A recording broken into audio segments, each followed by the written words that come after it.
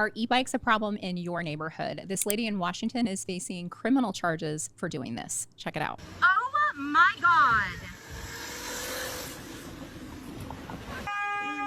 Hell, this lady's crazy.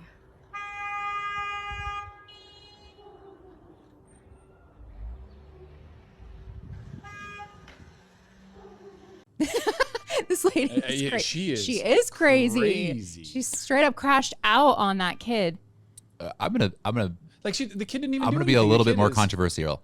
I can understand. I mean, obviously this is despicable behavior. But you know what? I have been pissed off too when these kids fly right in front of you and you almost hit them and scares the shit out of you. Like it just happened here in the garage. Like just right now, a kid flew around the corner and I'm driving and it's like, and he's right in front of me on an e-bike, and like, especially in the daytime, and it startles you, and of course like that endorphins, and you're like, oh my gosh, like I almost hit this kid on a bike. Yeah, dude, adrenaline. Like. But I can understand, like people have anger problems, and I mean, it's despicable that she did this, but I can understand like some of these kids, they are just driving these e-bikes and running right in front of people, and it can scare you as a driver, and make you very upset. Absolutely. And the reality of it is because the feeling of almost hitting a child on a bike is very disturbing. Yeah, but then you don't just like drive up on the sidewalk. And no, chase of course them. not. No. And let's face it, this was not the first time this lady had a run-in of something like this, right? This is probably problem number 12. It doesn't condone and make it okay. Right. And I'm totally with you, Jay, right? Like, the adrenaline, right, kicks in like we were talking about before. And man, oh man, like, but the one, like, if you're watching this video, it's like this kid, she like stops, honks at him, and then turns around and chases him. Like this lady thinks she's in a video game, like Grand Theft Auto or something. Well, funny you mentioned that because in the comments, people are posting clips of Grand Theft Auto showing like running people over. You don't know what was going on either in her day, and this just set her off. She crashed out on this kid. Hopefully, everyone is okay. But the local police, and I mean, there's got to be some sort of situation. I mean, I've almost hit a few kids too, and it's just very frustrating. The local police have been going, I feel like, pretty ham on e-bikes. Oh, they're using drones in Queen Creek to chase them down, and Gilbert. They're using drones because these kids on these e-bikes can evade the police so easily. Yeah, because the cops can't jump curbs and go into the wash. Well, and they're fast as heck, right? You're gone, and especially weave through neighborhoods, the alleys, especially like where there's dirt canals and dirt passages, whatever, regardless wherever that passage is. I saw a couple the other day. I was like a big old tow truck, right? Like it would normally like pull, like when the ramps pull them up. Yeah. It had like 4 or 5 e-bikes. Oh, they got impounded. I was like, oh. Yes. Oh, that's tough, but there is. I just saw a Facebook post just this morning. A kid got hit. There was 2 kids on an e-bike. Aww. They got hit, and one kid broke his leg. I mean, obviously they're alive. Thank God. Fortunately, that's all that happened. But the mom was saying like she rushed to the scene.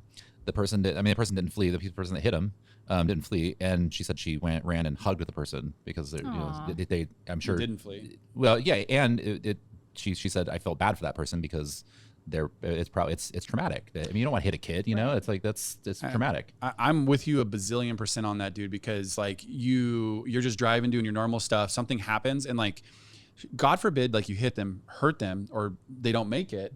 Could you imagine how traumatic? Yeah, the emotional stress. Right. Yeah, and that's why I think. I mean, and then you see people like this that get so pissed off. I mean, it's also traumatic to lock in a mortgage rate and then see them go way down. So the question is now a good time to lock in your mortgage rates? And Market Watch ran a piece on this today asking that very same question. Rates sit about 6.37% nationally. And the spring home buying season is upon us. So is it time? Should you jump in now? Yeah, I think the Fed chair changes today, tomorrow? When does it take place? Question. I think it's next week. When does it's I think it is a good time. I don't necessarily think even if they cut rates, that rates will actually go down. There are so many things factoring into that treasury rate, and it's not just the federal fund rate being cut that's going to drive it down. So Kevin Marsh is scheduled to succeed Jerome Powell as Fed chair on May 15th. Okay, this is an interesting question. Chris and I were talking about this. Has it been confirmed? Yeah. Okay. Yeah. Okay. So, sorry. So Chris was telling me that he was away on a trip in Wyoming and talking with some of the other guys, and one of them had said something like, like in the duration of their adult lives, like have they ever really cared who the Fed chair was, or have they ever even known who the Fed chair was? And does it seem like there's more emphasis on that individual now since like Powell? Because I bet Jason knows it, but who was Fed chair before Jerome Powell? I know it. It's oh my gosh, we talk about it all the time. Bernanke? Yeah, nope. No, Bernanke was the one before. Yep. Dang, you're on the tip of my tongue. I know Janet Yellen was the Treasury. She was the Fed chair before. She was the Fed chair. Okay. Janet Yellen was? No, I thought she was the Treasury. She was both. She was both. Okay. Yeah. So there's somebody that I'm just thinking of that we haven't said their name. Who is it?